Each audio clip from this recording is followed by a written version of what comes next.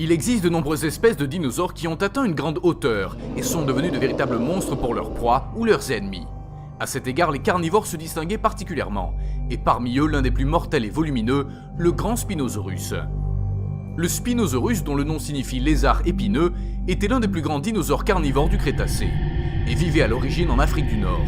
Des recherches récentes ont révélé que cet ancien reptile était encore plus grand que le Tyrannosaure Rex lui-même, même s'il ne possédait pas le même volume corporel.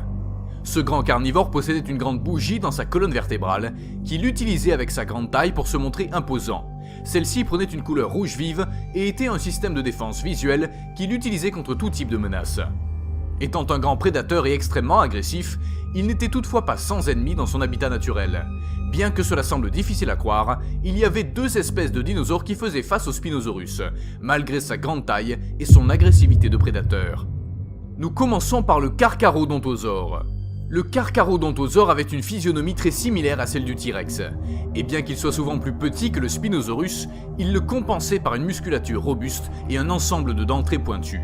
Ce dinosaure combinait force et vitesse, ce qui désavantageait le Spinosaure, mais à de nombreuses occasions la taille imposante de ce dernier était suffisante pour mettre fin à une éventuelle bataille entre eux, car le Spinosaure était plus grand que son adversaire, le Carcharodontosaure. Normalement, le Spinosaurus était toujours le vainqueur dans ces scénarios. Cependant, une bonne morsure du Carcharodontosaurus sur sa voile était très létale en raison de la quantité de vaisseaux sanguins qu'il avait en elle pour lui donner la couleur rouge mentionnée ci-dessus.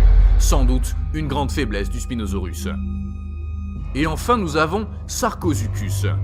Le deuxième grand ennemi de notre grand Spinosaurus était le redoutable Sarcosuchus, qui était essentiellement un crocodile préhistorique géant avec les mêmes caractéristiques pour se défendre qu'un crocodile des temps modernes.